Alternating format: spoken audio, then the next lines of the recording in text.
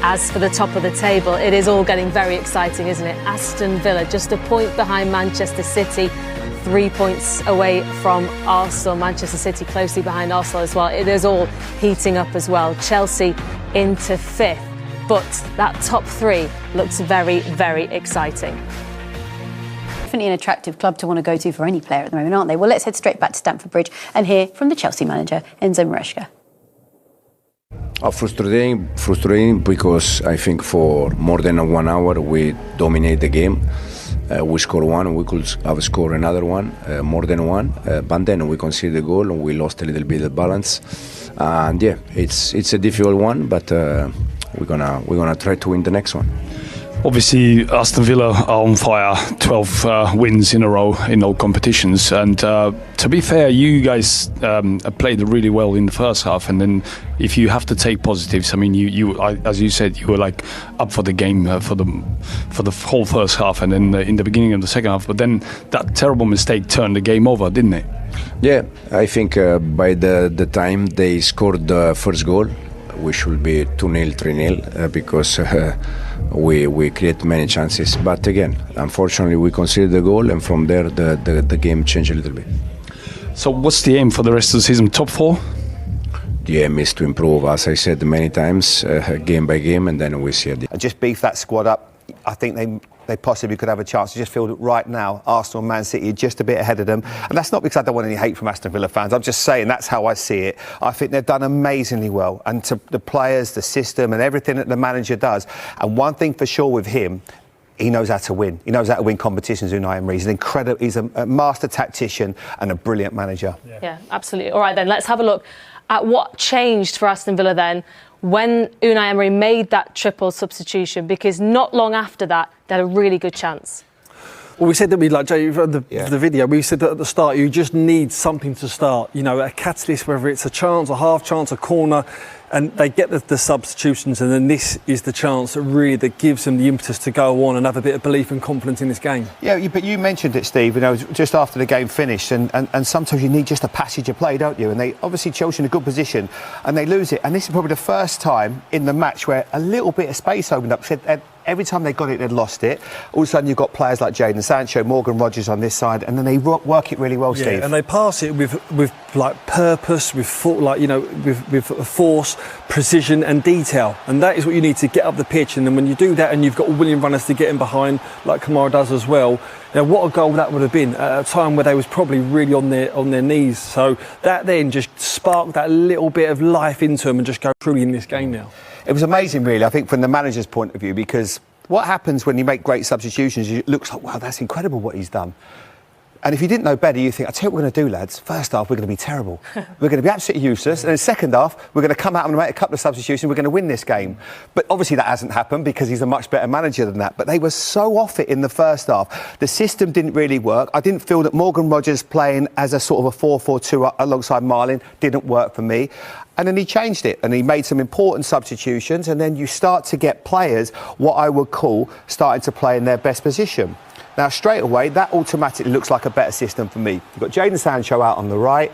You've got Tielemans just behind Ollie Watkins. I think it suits Tielemans. He found it really difficult playing here in the first half because he was having to get interacted with Cole Palmer, kept having to run that way. So you've got Onana and Kamara, and then you've got Morgan Rogers in a position. Steve mentioned this right at the top of the show, and he's exactly right.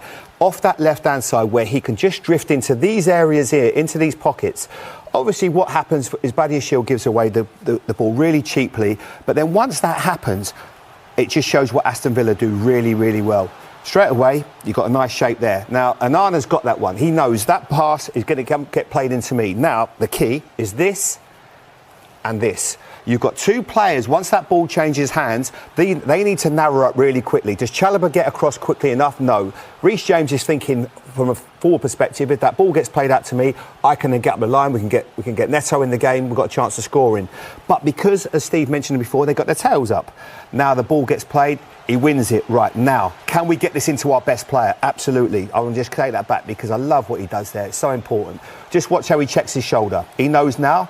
Just checks to the right, have I got time? Yes, absolutely. Morgan Rogers, Ollie Watkins does really well because he's got his body shape there. He's got his back to him really at the moment. But then what he does is open his body shape up. Now that he will want that ball, if possible, just played into this space.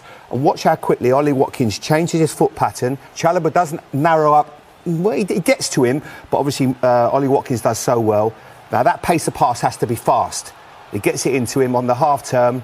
Yes, element of luck, but that was how the game changed, and that little bit of play was so key, Steve, wasn't it? It's just how Villa really set up. They go with that sort of box midfield where they just sort of seem more and more compact, and then the presence of just Onana, there. Yeah. And then this is the area. We spoke about this area at the top of the show, like you said. And when he gets in this position, Rodgers, he can cause damage. And like you said there, Ollie Watkins, as soon as Rodgers secures the pass, secures the ball, Rodgers knows that he can then get on his bike.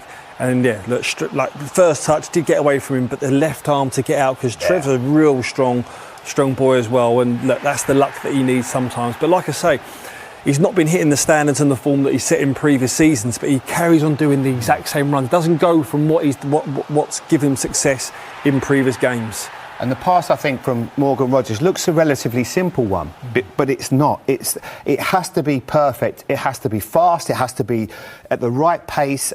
And then it gives Ollie Watkins the chance to get it under his spell. He mentioned it was a poor first. I didn't think it was really. It was a hard one because Chalobah's coming. But that left arm is everything, isn't it? He just gives him that moment, and all of a sudden you're back in the game. And there was only really going to be one winner from their team, because Chelsea had completely gone, and Aston Villa, because of that confidence, were in the ascendancy. Set up from the corner. What do you think, Steve? Well, we was looking at it, wasn't we? That Chelsea are in a sort of a zonal. A few players on the zone, which we see a lot now from different players. Let's highlight them. So is it Chalobah's at the front post? I think he's probably too far forward there. I think he could do with being a few yards back. You've got Badiashile, and then you've got Delap. And what changed? The substitutions that made, I think, Villa a much bigger side, because you can see Onana, and you can see then obviously the players in and around him, and Ollie Watkins, is that they make the team just a lot bigger from those situations. Yeah, I just feel as though there's no one really highlighted on Ollie Watkins. Is it Enzo on Onana there? Is it Caicedo on Konsa? But you look at Ollie Watkins, and then we'll find that Gusto gets back in time to mark him, but there's no one really set on someone who's just come on, scored a goal, made an impact in the game as well. You're thinking you need to get close to him. I think that tells you everything. I think Gusto's thinking, is that one going to get played back to him? Because Aston Villa don't mind that one, and it comes in a first time pass, but it doesn't. And then once he gets back in, I don't think he shows any appetite to head it. I think he almost ducks down because he's worried about what's behind him. And then you can see it, that he's looking, okay, now I've got to become like a blocker, defender. I don't really want any of this. This isn't for me. It's too easy. He gets pushed out the way, doesn't do enough. Just keep your eye on him there, number 27. Not enough. If you're blocking, because you talk now about